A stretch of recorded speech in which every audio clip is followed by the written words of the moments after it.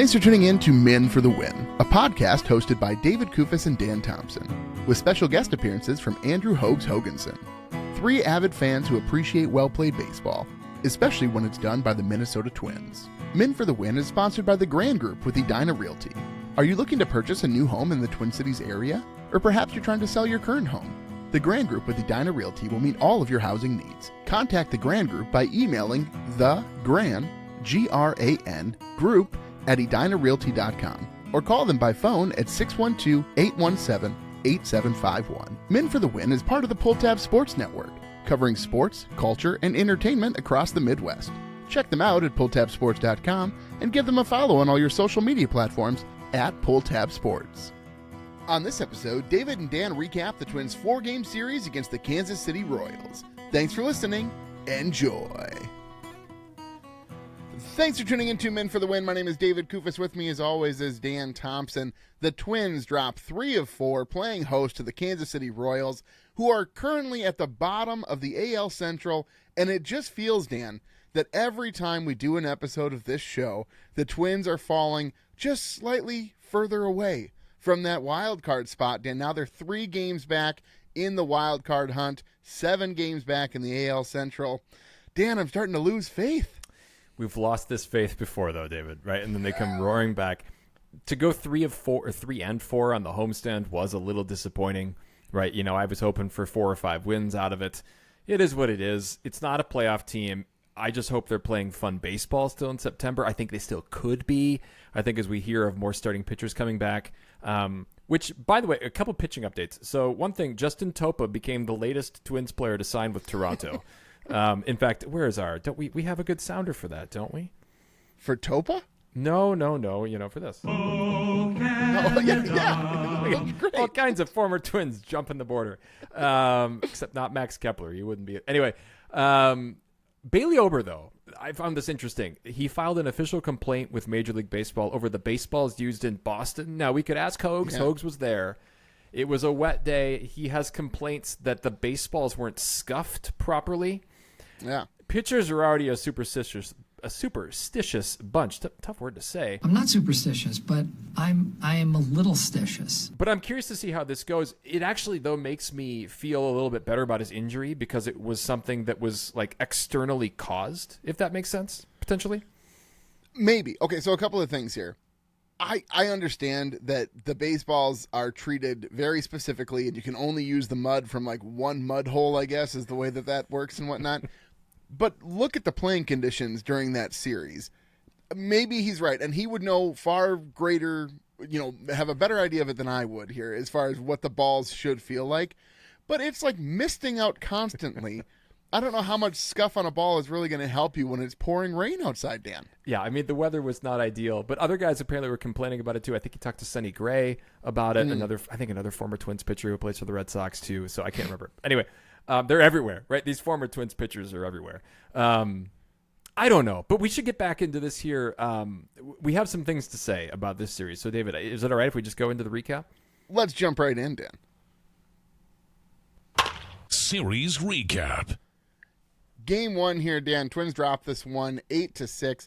The Twins' lack of starting pitching required a bullpen game, which, Dan, out of all the Twins teams in Twins eras past, this is not the team you want to hear the phrase bullpen game. You normally don't want to hear that anyway. So bold strategy, Cotton. Let's see if it pays off for them. But this season particularly, Dan, not a great outlook here given for this game. Top of the first, Andrew Morris, who we're not going to talk about him later, I don't think. Like, we'll talk about him because he pitched later in a different game. I don't know. Derek Shelton, there must be some nepotism happening here because he has a lot of confidence in this man that I'm not sure where it's coming from. But his name is Dan. Morris. It's not Shelton. It's not Andrew Shelton. That would be nepotism. Dan, you realize you can be related to someone who doesn't have the same last name as you do, right? I don't see. Maybe? Yeah, sorry, I know that you can. I don't think he throws 98 miles an hour. That's what he likes about him. He could be a back-end bullpen guy who throws hard. Twins don't have anybody like that other than the scary guy, Lawrence, who pitched in the last series. Oh, dude. Okay. top No, of he the pitched first, in this though. one. That was this game too. Anyway, We'll can't talk remember. more It's so about long that, Dan. So top of the first, though, back to this game one here. Andrew Morris starts things off for the Twins after a gift of a strikeout given to him by the umpire by a pitch that basically hit the dirt, and he's just like, ring him up. So Morris got away with that one. Bobby Witt Jr. is credited with a single. He shouldn't have been. Kreidler basically watched it go by him. He sort of made a play on it, but not really. So it goes into center. Witt promptly steals second because nobody even bothers to try and catch any runner who runs against the Twins. Then he advances to third on a wild pitch and scores on a sac fly. Great start. Twins down 1-0. Thankfully, bottom of the first, Buxton answers the Royals with a leadoff homer because it's like every third game Buxton hits a leadoff homer, which is great. So tie game 1-1. Top of the second, things don't go any better for Morris here, Dan. 3 straight singles to start the inning. Infield in. Clemens playing first base makes a great play to prevent a run, but then Morris allows another run on a wild pitch, Dan. So the Royals are up 2-1 at this point. The Twins answer in the bottom of the second with a Chiaratini, Dan, RBI double. For our Yes, that's listeners what it who is. are Yes. new to the show. Tie game 2-2. Then they take a lead on a Cody Clemens solo home run, so the Twins are up 3-2. Quickly retied, though, by the Royals with a solo home run by Michael Massey. So 3-3, Dan. Bottom of the fourth, Kreidler of all people, RBI triple to put the Twins up 4-3. And then bottom of the fifth, Cody Clemens hits another solo shot, puts the Twins up 5-3. Top of the sixth, Paredes. See, I don't even know what I can say. I hear what you're saying. My mind, my tongue. It's like you Paredes. swallow the end of it there. It's almost like Perez, actually. It sounds a lot like that. Parades is on the mound here. 2 on, 2 out here. Anthony Banda comes in. Jensen hits a double down the line that bounces off the wall. You know that wall that juts out going to left field? And normally, guys playing left field, you can kind of play the bank there a little bit, and you can see the angle of the ball. This ball shoots straight back and just stops, which is just super annoying. So the ball dies. It allows 2 runs to score. Royals tie it up 5-5. Then Bobby Witt Jr. pops it up behind shortstop. This was the worst, David. I'm not joking, Dan. He popped it up, and I had people over. We were talking.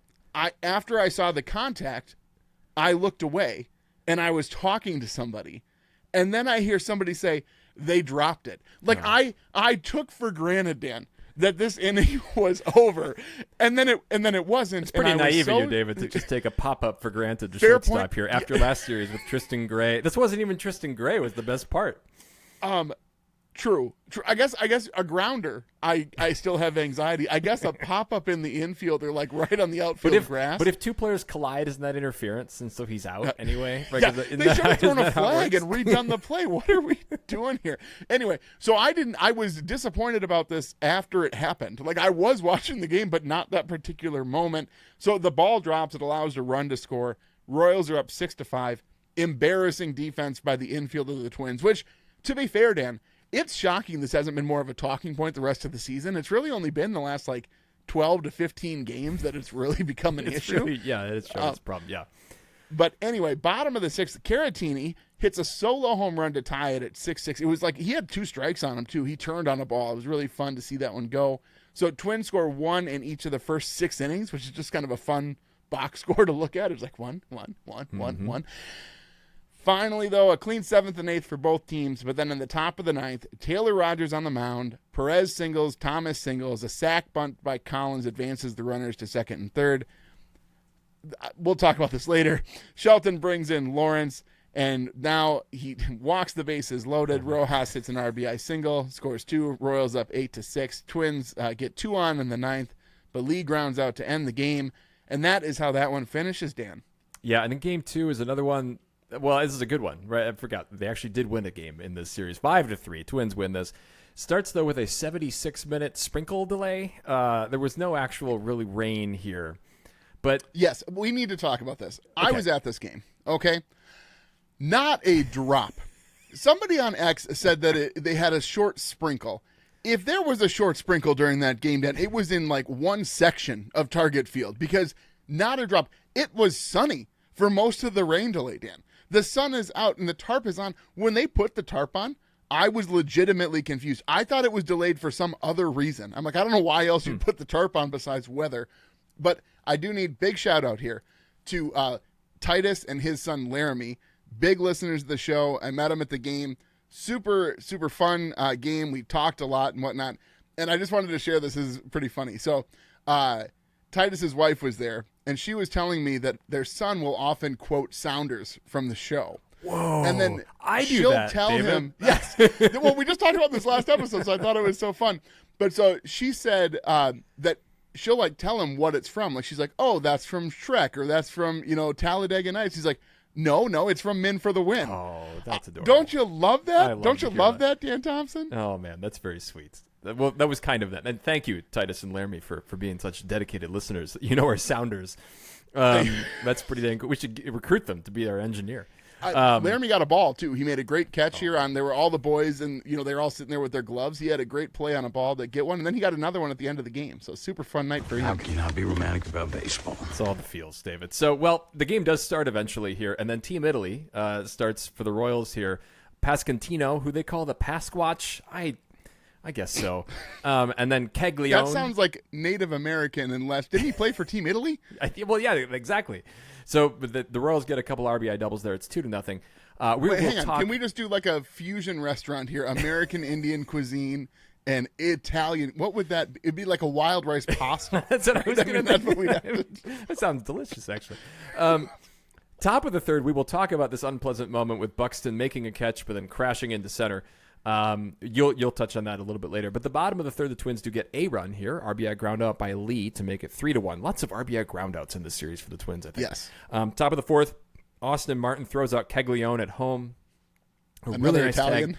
Tag. Yes, a really nice tag by Alex Jackson across the plate for that one. He had another one later in the game we'll talk about too. Bottom of the sixth, Lee kind of takes the pressure off. He ties the game with a home run to right. The Twins are not done. Clemens, Bell, and Arcia all reach in order to score 2 more runs. The second on a throwing error by Caglione and right. Not his best day, actually. The Twins got another run on back-to-back wild pitches by Waka, also not his best day. Throwing error earlier in this game as well. And then Arcia scores, so it's 5-2. Top of the seventh, the Royals threaten, but Martin, with a much better on-point throw here, gets another runner at the plate, keeps the lead where it was, and then Zebby Matthews finishes 7 innings, 100 pitches. He looked really good here. 5 hits, 4 walks, 2 earned runs, both in that first inning, 2 strikeouts. His ERA is at 4.13.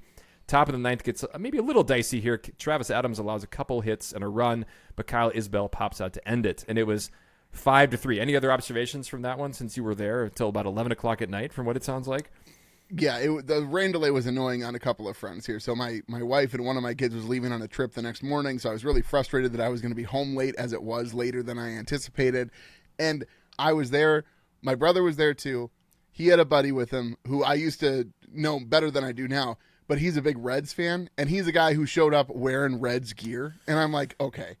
First of all, I hate that so much. It's like my least favorite thing that people do at sporting events to begin with. But he's sitting there in the ninth, and I keep saying, I just want a boring ninth inning, 3 up, 3 down, let's go. Even if we give up a solo home run, let's get out of here with the win. He's like, no, I could use some drama. Let's get a little drama here. And so he's just sitting there needling me, poking me, Dan. And you know me, I am a very calm person who doesn't get, irrationally to be a gentleman. upset. No, Dan, I stayed cool. I didn't tell him to be quiet or anything. I just good for you. That's way to have self-control, David. Yeah, congratulations. Pat yourself on the back. That's not what happened. No, I barked at him a ton. I was like, shut up, Travis. Well, then there's game 3. The Royals win this 3-2. We're going to talk a lot about this in the segments as far as the key plays and such. A very disappointing loss here, given how this went.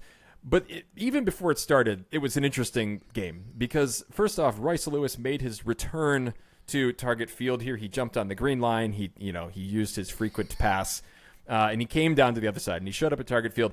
James Outman was sent down, or not even sent down. He was DFA'd, and so he's gone. But the funny thing to me is that originally, a couple weeks ago, when they sent Lewis down, they were scheduled originally to have a Royce Lewis jersey giveaway for the Twins on June 6th. But when he was sent down, they scrapped it, and they said, great, we'll do the backup thing, which is to use Byron Buxton, right? Great. A Byron Buxton T-shirt. We can print 10,000 of those, and that'll be good. Well, then Byron's not in the starting lineup because of what he did the night before, so he's not playing. So now the Twins have a promotion with no player playing in the game they're giving it. Fine. In the meantime, the Saints had decided that they would do their own Royce Lewis t-shirt giveaway. So they actually ran a Royce Lewis t-shirt giveaway on Saturday, even with Royce Lewis actually playing for the Twins. If you are a marketing person, I know that you don't have a say in the rosters, but can you say to them, guys, can you wait a day? You got to stop. You guys got to stop. Come on, guys. Because they were already scrambling when Royce got sent down initially. They're like, what are we going to do? What are we going to do? So I do have a question about this, though, Dan, before you continue in the recap of this game. This is the text that I got from you. You said first, goodbye, Putman. Lewis is back. And then you said, wait, no, Outmake. Okay. And then you said, this is what I need to know. Because text, it doesn't include tone, right? It doesn't include anything, I try just as the much words. as I can with punctuation, but yeah. It's all coming together, boys. I will say it now. This is going to be a playoff-relevant team in September. You kept that I receipt trust there, that was sarcasm. No, right, I Dan? mean that. I think that this team... I think this is coming together. Why? How is this possibly coming together, Dan? Not even a little bit. Because they're going to get starting pitching back, right? Ober will be back soon. It sounds like Rojas will come back soon. Abel is I was so sure that was sure that was sarcasm. And I think we're going to talk about this later. I think that the infield is finally kind of coalescing, solidifying, drying like paper mache in its proper areas. They've had like 14 errors in the last 8 games, Dan. It's all going to be sorted out. All right, we're going to table this discussion here. Hold on. No, this is the one I wanted. We'll come back to it. Twins lose this one. Joe Ryan's fine. 6 innings, 1 earned run, 6 hits, 2 walks, 5 Ks, ERA at 3.07. He's not the problem. Let's go on to game 4 because we're going to double back to that later. I'm going to have to collect myself here, Dan. No, there's more to come. I got more to say. Okay, good. Well, you better, because you better have a better defense than what you've offered thus far. So game 4, Royals win this one 6-5. I thought this one was over early, but then it actually got interesting. So Connor Pulltab's on the mound, and it's the first game of the series, Dan. The Royals don't score in the first inning, which I have to say, Pulltab gets 2 quick outs. And then I'm thinking, oh, my goodness, we might have a 1-2-3. And then he walks a guy. And I'm like, okay, well, they'll probably score now. But no, they get out of the first without any runs allowed. Top of the second, Twins actually take a lead on a Clemens single. He steals second. And then a very rare Bobby Witt Jr. error that allows Lewis to reach. And then Clemens scores on a Creedler ground out. You just talked about how we had so many of those in the series. And I do want to say about the Bobby Witt error, that's a little bit deceiving because Clemens is on second base. Clemens tried his darndest to ensure that he got in Bobby Witt's way. Like, not that he was going to interfere with the play, but like his speed was not at a speed that's just the fastest to get to third base. His speed was at what speed will have the ball cross right in front of me without actually hitting. That's pretty good math right there. That's calculus right there. For if Cody the ball Clemens is hit at 78 miles an hour off the bat and you're running at 16 miles per hour from second base to third base, at what angle must you? See? Okay, anyway, that's what Cody knows. 16 miles an hour. That's very fast. I think 16 is fast. Yeah, I'll give you that. I don't know. It's not the fastest in the MLB. That's pretty fast. Dan, I'm not. Doesn't Cody have those bionic knees that they've been talking about? But anyway, so Twins are up 1-0. Top of the 4th, Royals score on back-to-back doubles to tie it up 1-1. Then the top of the 5th, things get bad for the Twins. So Pulltab allows a leadoff single. Then he Ks Tolbert. Prelip's final line here is 4 1/3 innings pitched, 4 hits, 2 earned runs, 1 walk, 7 Ks. And what I want to say about the strikeouts, I know the Royals aren't good, but if you look at Prelip's starts, he hits the outside of the zone on both lefties and righties so well, like right on the line. He gets a lot of guys just watching balls at that point, and they get called strikes, and it's just great. But anyway, Shelton decides in his infinite wisdom, bring in Morris, who just doesn't have his best stuff. So Thomas singles. He Ks Witt Jr., so 2 on, 2 outs. Garcia hits an RBI single. You got runners on first. And then Starling Marte comes up, hits a 3-run homer on a 3-1 count. You got a base open, still a 3-1 count. You're probably throwing a strike there. Royals are up 5-1. And at that point, Dan, I'm thinking, okay, Maybe I'll focus more on the F1 race in Monaco, see what's happening over there. Monaco. Top of the 8th, Lorison gives up a single and then walks 2 to load the bases. Thankfully, only 1 run scores there on a sac fly. Then he K's Tolbert to end the inning. Royals are up 6-1, and I'm already thinking in my mind about the podcast notes, the segments I want to talk about, what I want to mention. But then, Dan, the bottom of the 9th, Twins make it interesting. Arcias walks, Clemens singles, and then Josh Bell with his first homer since May 18th on a very violent swing makes it 6-4. Lewis grounds out, Larnach doubles, Keishel lines out. So you got 2 outs with Larnach on second. Caratini hits an RBI single up the middle. So Larnach scores. It's 6-5. T4, Tristan Gray comes to the plate. He singles to left. So you got runners on first and second. 2 outs. Twins are down 1. Lee hits a deep fly ball to left field, and it's caught on the warning track by Collins. And the Twins lose this one 6-5, a game that they probably would have won if Byron Buxton was in the lineup, Dan Thompson. Yeah, and I tell you, of things in your lineup here. So, gosh, it's almost summer, right? And you should be checking your lineup right now for the things that you have for boat season, right? Rave Sports knows your lake life starts a lot earlier than, June 21st when summer actually begins because you're getting ready for dock-in. This is the best time to take an inventory of all your lake life essentials. And if you need new life jackets, look to Rave Sports. If you want to blow your kids' minds with a water trampoline, look to Rave Sports. Water skis, a better rope, even a big easy water couch on a lake. It's all at Rave Sports. Don't sleep on summer, folks. Figure out what you need. Head to ravesports.com and use promo code PULLTAB for 20% off your order. Rave Sports. Make waves. Catch 'em all, Kirby Puckett! Puckett's Picks winner. I was on a hot streak there, Dan. I was on a hot streak for a couple of series, and then it all came crashing down here. The listeners took Buxton. Buxton comes out, has a couple of good games before he ends up 12 injuring innings. himself. 11 innings, I think is about all they got out of him. Not even 2 full games, but he scores 7, and that's enough to win it for the listeners. Hogs took Larnach, who had none. You took Keishel, who had -1. I had Lee, who we're going to talk about in a minute, did not have a good series, but he still scored 3 points, Dan. So why don't you go ahead and walk us through the season standings? Yeah, Cody Clemens had the series, the lead for the Twins. He had 16 points, so no bonus half point for the listeners, but they have 8 on the season. I'm right behind them with 7. You're right behind me with 6.5, and Hogs has 5. So there's obviously a lot of baseball left to be played here. Let's go on here. Let's look at Beast versus Bench. Beast versus Bench. Is losing fun? Is losing fun? I got to go with Cody Clemens here, who has just been, I don't want to say revelation, but he's been really quite good for the Twins here. A couple home runs, a couple doubles. Obviously, he got on base there late in Game 3 to kind of give him a chance to tie it back up. I'm going with Cody Clemens as my Beast.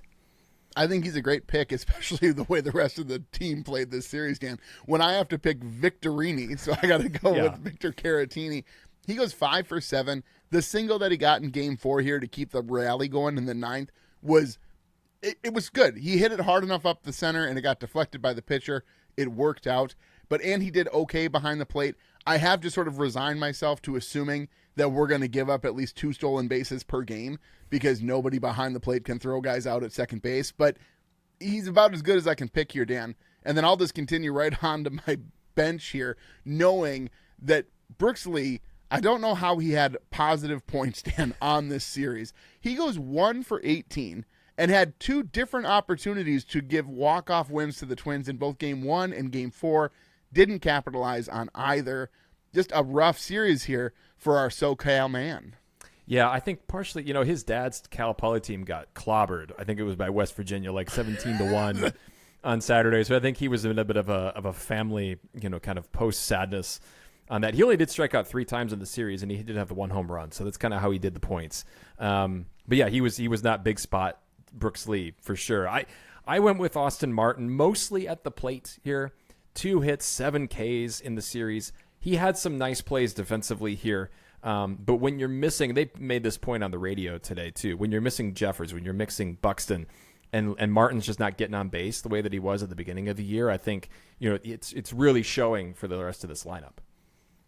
I understand, Dan, that offense is what gets you in the lineup and defense is what keeps you in the lineup, right? Here, though, I got to defend Martin a little bit because you had a lot of options here, Dan, for bench. And Martin more or less single-handedly with this throws home. Well, one game two. We're going to come back to that, though. I'm actually going to defend Martin myself a little bit later too. So maybe let's go forward here. Let's talk about Derek. I clearly cannot choose the wine in front of you. Let's talk about Derek. I can't compete with you physically, and you're no match for my brains.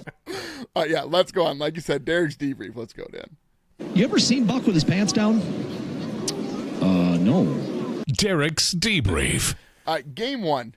To be honest, I'm not thrilled with Derek. Both of our complaints right now that we're going to offer are legitimate complaints, Dan. That these are not like, oh, well, the manager could have made a different decision. No, these are actually game-losing selections that I think that he made here.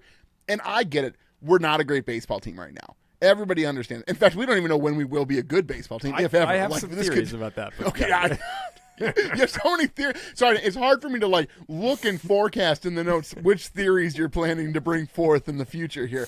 But this is what I want to say, Dan, is that Derek Shelton has not made too many options where I haven't defended him by saying, you didn't have another choice. Like, this is what you had to do. We can't really be mad at Derek. However, I'll start with mine and then yours, Dan. I almost broke a friend's TV. I was so mad. But so game one, top 9.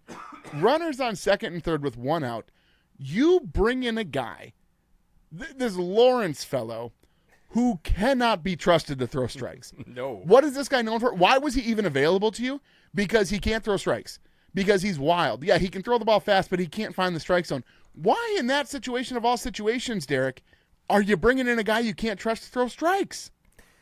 I was baffled by that choice, too. And here, I could also talk about game 4. They're pulling collar kind of pre-lip when he's only at 77 pitches. I know you're trying to watch the pitch count there, but then that kind of blew up in his face. Game 3, top 9. Okay, so this is the moment I wanted to talk about a little bit more. So, so Carter, first of all, the Royals had not done much after Carter Jensen's leadoff home run. Twins had tied the game in the 5th. They just got 1 run, though, with bases loaded and no outs. That was a big deal. Orlando Arcia, though, bails them out here in the bottom of the 8th, and so they're up 2-1 here with the solo shot there. But then the Twins blow it in the 9th. So the top of the 9th comes. The Twins make a ton of changes defensively, right, after they've kind of reoriented their lineup here. Isaac Collins singles, and then Tyler Tolbert comes in, pinch runs from steals second. Fine. It's a 1-run game, though, and you got a runner at second now and nobody out. Josh Rojas reaches on a fielder's choice because Eric Orsi thinks that he's going to get a guy at second base here and doesn't take the sure out. Okay, so I just have to say about that throw here from Orsi. That's kind of baseball 101, and it's not even like Shelton even said it in his post-game presser. This is what I don't listen to every post-game presser because like a lot of times it's like he's just going to say the same thing.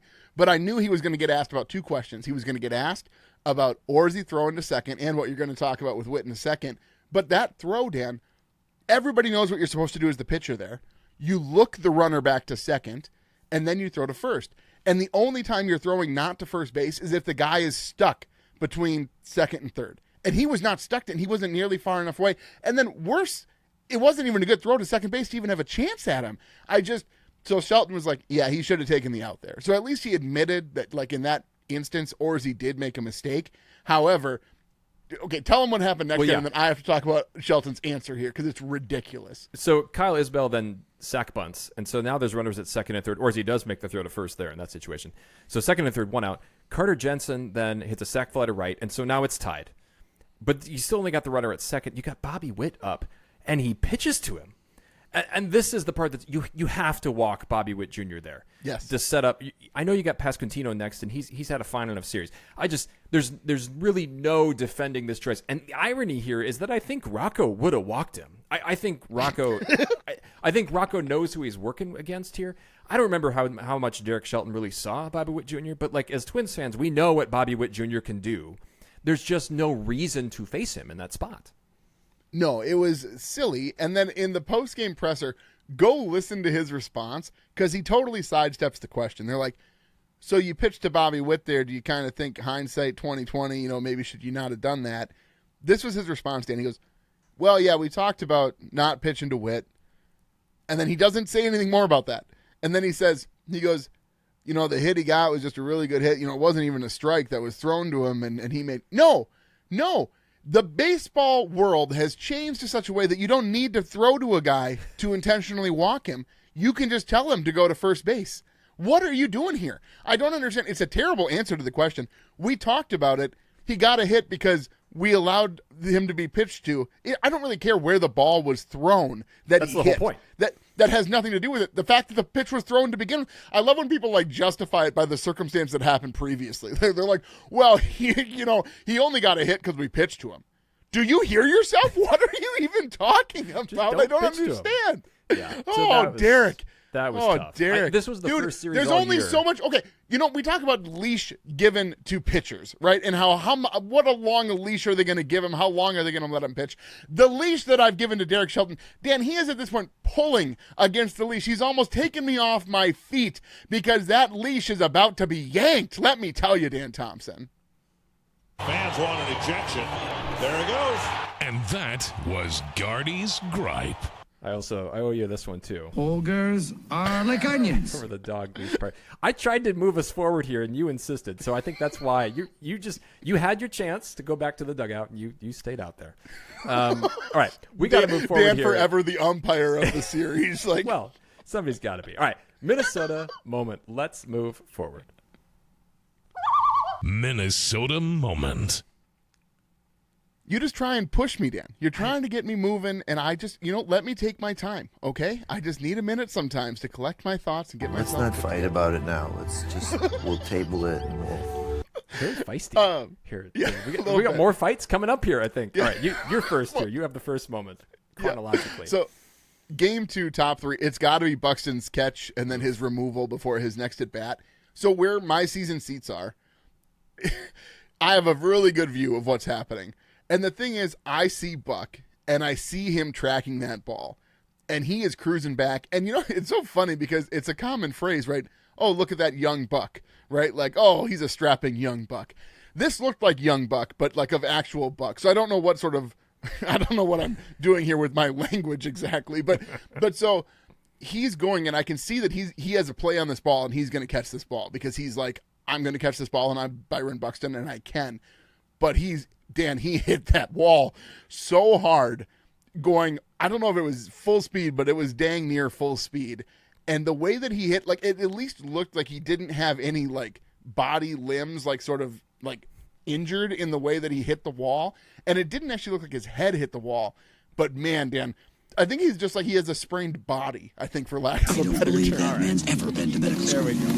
I was going to give you the limbs, and I was going to, at some point here, Dr. David needs to sit down, I think, in that situation there. I can write your prescription. It looked like he had just re-injured his shoulder. Like you've been carrying your children around a lot, and your shoulder's a little bit sore, and then you kind of like, you run into something, and then it's like, ooh, it was the previous injury that clearly was weighing. I think if he had not had the previous shoulder injury, I think he's probably able to bounce back. But it was the clearest sign that I've seen over the last couple of weeks that his shoulder really is bothering him. Was it his shoulder or his hip? Well, it's both. It's his hip, the left hip and the right shoulder. It's like a game of Twister out there with Byron Buxton right now. Oh, Dan. Okay, what's your moment, Dan? So, okay, Austin, I'm going to defend him. So, Austin Martin throwing out 2 runners at home in game 2, and this one in the top of the 7th. He's been great in right field. They had to have him. I mean, literally, that is the difference in the game. If those 2 runs score, we're talking about tie. Yes. And we're talking about maybe your Royals sweep, which have been just, as much as this team is in catastrophic mode, I think that was it. So I did want to highlight after I had kind of like put him on my bench for his bats. In right field, he's really steadied things while Matt Walner's been down at AAA trying to figure things out. It's not your fault. It's not his fault that he can't get a hit, Dan. He's too focused when he's out in the field, Dan, trying to make sure that he can make those throws home. He can't focus when he's at the plate. It's just did I defend him well enough there? Or did you want to defend Martin more than I just did? No, that's fine. I didn't realize that you were going to do this thing where you take both sides and then just that's what it is. I'm getting the same bit. I told the folks at the game on Tuesday, it's the same bit here. Everybody likes to agree with Dan because he sounds reasonable, even if what he says is absolute nonsense. It's ridiculous. It's all in the tone. All right, can we move? I've been trying to push us to the next segment all episode, and then you just have more to say. This episode would have been over an hour ago if I let you keep pushing us. Oh, yes. Mauer's Musings. Here we go. I just don't know how it can get any better. Mauer's Musings. Okay, Dan. I don't know how to explain this. You know how I explained one time on the episode how I feel really dumb at the Twins game sometimes because I check my phone to see what happened in the Twins game because I'm too nervous to watch it on the field. Yep. Which is the dumbest. I mean, it makes I'm sure there's some phenomenon, right, that explains what I'm doing in that moment. But I don't believe that man's ever been to medical school.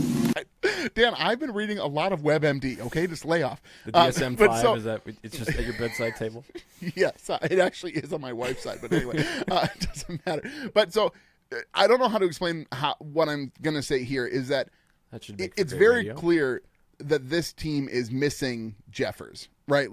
He's huge from the offense, and obviously I think we've undervalued how important he is to this team defensively. But why is it, Dan, that I kind of just forgot that he's on this team? I don't really think about him in that way, that I'm like, oh, man, yeah, Jeffers on the IL. It would have been great to have him in this series.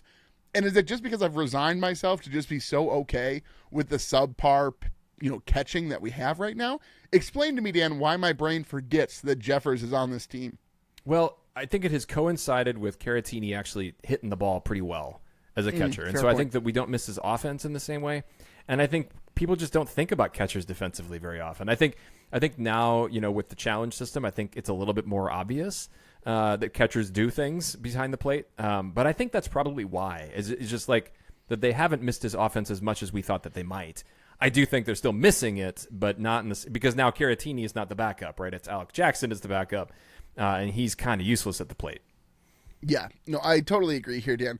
What do you have here for your musing? So I think now, I'll tell you. I'm gonna phrase it as a statement, and then I'm gonna ask it as a question to you, see if you agree.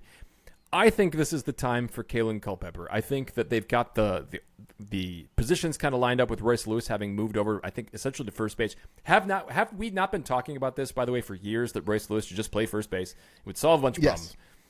Do you think that now the time is ripe to finally take Culpepper and put him in at shortstop? I just don't understand why you wouldn't at this point. You've clearly shown that you're willing to be flexible with where guys are playing. You've already moved Brooks. Now you've moved Royce. And Tristan Gray has struggled at short. You clearly don't trust Kreidler as much as you once did. At this point, if what you're looking for is even average shortstop defense, I have to think Culpepper can give you average shortstop defense. Even if, again, I'll take an error series at this rate anyway if he's going to be that much more impressive at the plate than the guys who you have options for right now. So, yeah, I think time is now, but time was also 3 weeks ago. So it's just sort of at this point, we're past time, Dan. We're in overtime as far as when the time was to bring up Kaelen Culpepper. So then at this point, is it Orlando Arcia that gets sent away, or is it Tristan Gray? I don't know if either one has options. I would assume that Gray probably doesn't. I don't know for sure. But if you had to pick one of those guys, which one do you leave off the roster to make room for Culpepper? I think you keep Arcia and you let Gray go. I know that he's had some offensive production, but there's no way. I know. I understand that, but also blip on the radar. Guys who are 30 years old, sure, he's the Chris Colabello of this season for the Minnesota Twins, but there's no way, Dan. It's not sustainable. And he'll probably get a job somewhere else, but he's not going to be this offensive powerhouse that he's sort of pretended to be when he's been with the Twins here. I'm not dead. It's a little ageist of you, David, to say that, after 30, you can't do anything. After 30, Dan, can I tell you what's most important for you after you turn 30? What's that? It's hydration. Dan, let me tell you, and 75% of people are walking out around there dehydrated, and it's not a good thing. Dehydration can leave you feeling irritable. It can give you brain fog and feeling low energy, especially in this heat. Well, we've discovered a new hydration hero, and their name is Drip Drop. Drip Drop was invented more than a decade ago by Dr. Dolan during life-saving humanitarian aid missions across the globe. He created Drip Drop for fast hydration where IVs weren't possible. Drip Drop is a next-level breakthrough in hydration. 90% of all professional sports teams across all the major sports use Drip Drop, including the Vikings, Wild, Wolves, and your Minnesota Twins. Simply put, Drip Drop works faster and tastes better. Head to Amazon or DripDrop.com and order some Drip Drop mixed with water and experience for yourself the fastest way to hydrate. Series grades. Dan, it's got to be an F here. I'm sorry. I'm not saying that this was the end of the season. I realize that you think everything's just coming together. But this was an important series because the Royals are terrible, and you have to be working your way back to 500, and you can't do that losing 3 of 4 to the guys who are currently at the bottom of your division, Dan Thompson. It sounds bad when you say it like that. Okay. I went back to my other categories. I can't decide here because there are no veterans left, it feels like, on this, especially after they sent Jams Outmake down, so there's nobody there. So I went with the fielding, base control. I've changed it from base running to base control, and hitting. Okay, so the fielding, there were the great plays by Martin, so that's nice. But, I mean, the 3 errors, the Orzi bad play, that to me is bad fielding. That's a 6 out of 10. Base control, I gave him a 6 out of 10. They did steal some bases in that. They themselves ran well, but they did nothing to stop Bobby Witt Jr. from doing his thing. Hitting, they actually had, they had some decent spots, and the bottom of the 9th is a great opportunity. They were misplaced. They gave him a 7 out of 10. The starters a 7 out of 10, but the bullpen a 4 out of 10. This did not go very well. So that adds up to a 30 out of 50, which, like some of my seniors here, they're just hanging on to a D- here at the end of the school year. So that's what I went with. All right, well, let's go ahead and push here, Dan. Herbie's headlines. I don't know, Jack. It looked like Herbeck pulled him off the bag. Herbie's headlines.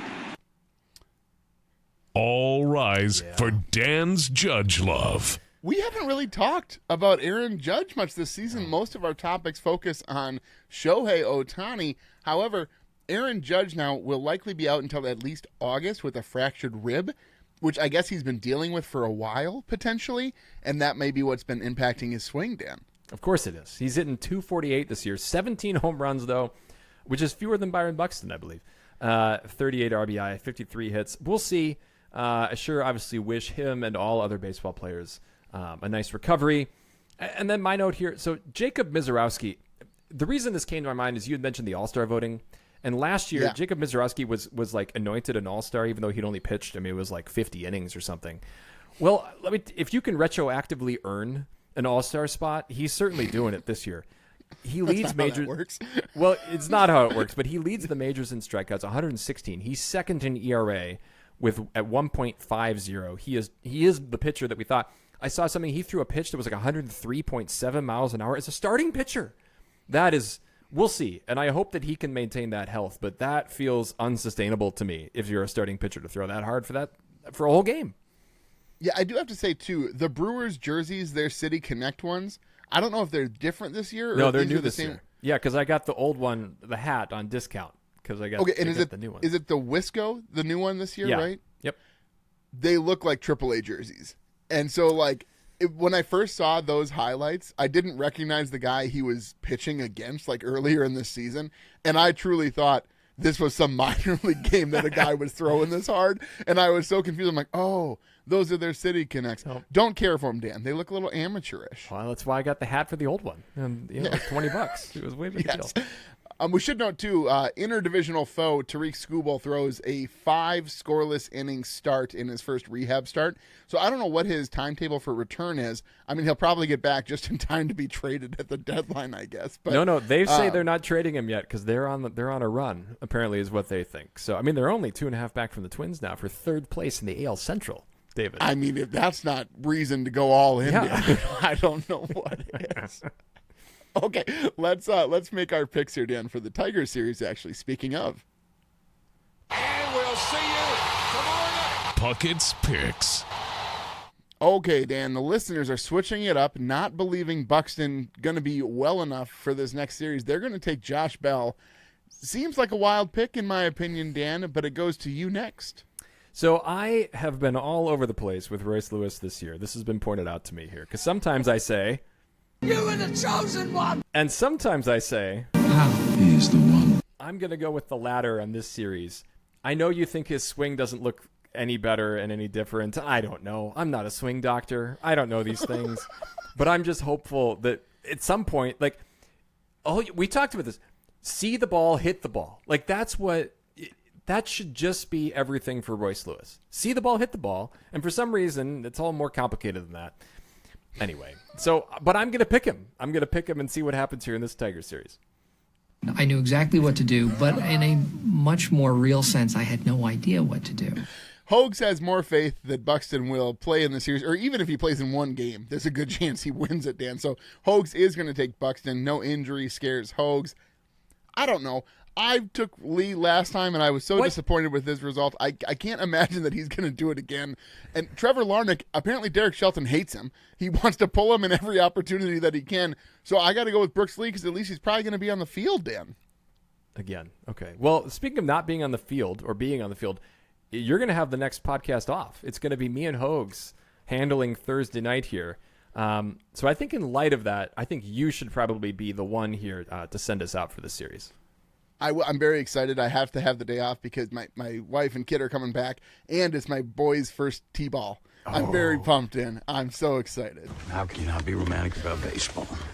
It's a big moment for me here, Dan. But yes, well, folks, if you like what you hear, please tell a friend. You can follow us on X at Min for the Win and find our Min for the Win Facebook and Instagram pages. Make sure you subscribe to the podcast on your favorite podcast platform so that you're notified when new episodes are available. And if you could leave us a rating or a like, we'd greatly appreciate it. You can also support the show further by finding us on Patreon. The link is in the description. And also, folks, we're trying to get to 1,000 subs on YouTube. If you could go out of your way, like, share, and subscribe there, that'd be great. Thanks for listening, and as always, go Twins. That'll wrap up another episode of Min for the Win, a podcast hosted by David Kufis and Dan Thompson, with special guest appearances from Andrew Hogs Hoganson, 3 avid fans who appreciate well-played baseball, especially when it's done by the Minnesota Twins. Thanks so much for listening, and as always, go Twins.